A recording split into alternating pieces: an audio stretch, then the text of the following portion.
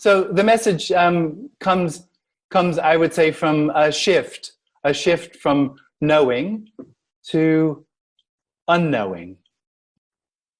The shift from knowing to unknowing is actually the end of an illusory experience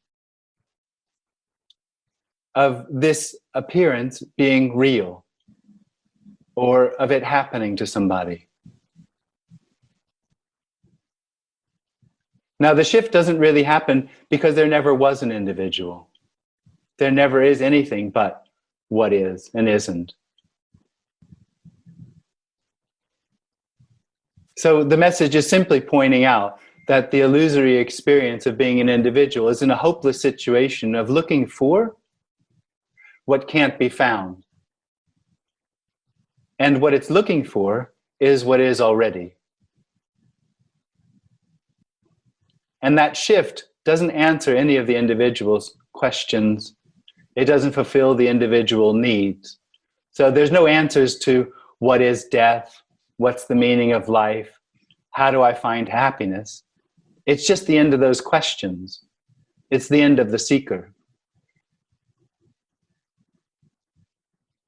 But still, it's an anticipation here of I want something to happen. You know, it's I can't get rid of that anticipation of wanting something to happen. No, you can't. No. Okay. Absolutely. Because you and the anticipation are the same thing. Yeah. And that anticipation, that longing, is actually longing for what's happening already. It's actually longing. The individual doesn't long for this. But underneath that, what's truly longed for is the end of seeking. And there is no answer that ends seeking. Really, it could be said, there is no individual. There is no shift. There is no contracted energy.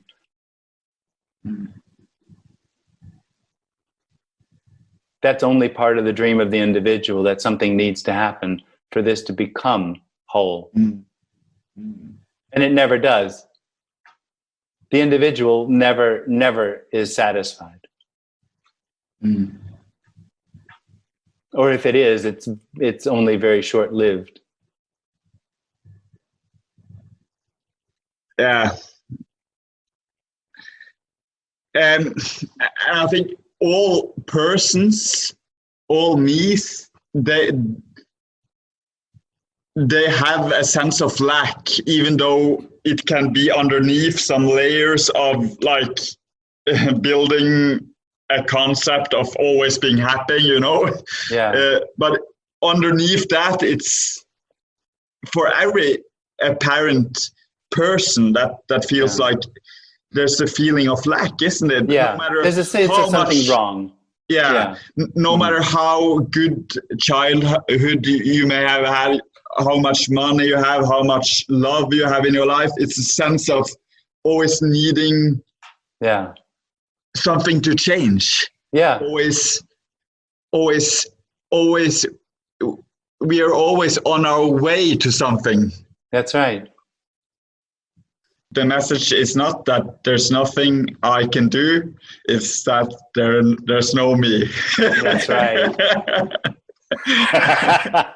Okay. Fucking contraction. Oh, let the contraction go away, I'm thinking. Yeah. Who wants it to go away? Yeah. Who knows it's there?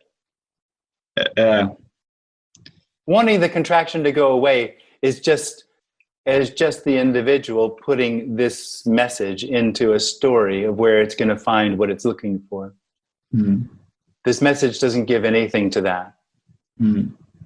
It's an illusion that says that it knows what this is. And on top of that, it has the experience of separation and therefore the need for becoming whole, which is always in the next moment, which always is in the next instant, which is always a new experience.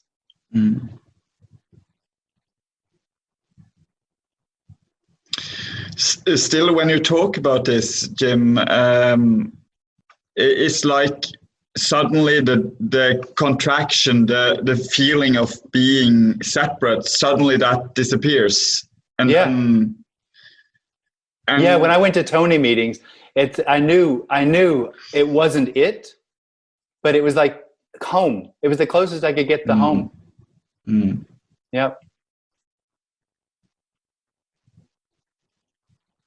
And that's impossible for the contracted sense of me to understand or to comprehend. That's impossible to comprehend. It's never comprehended. No. Nobody ever comprehends it. No. Nobody ever gets it. No. It is. It can't be comprehended because it's everything. It's only the dream of the individual that says it has to be comprehended, or it needs to be found, or something needs to change for this to be complete. That's an illusory experience. It's not true.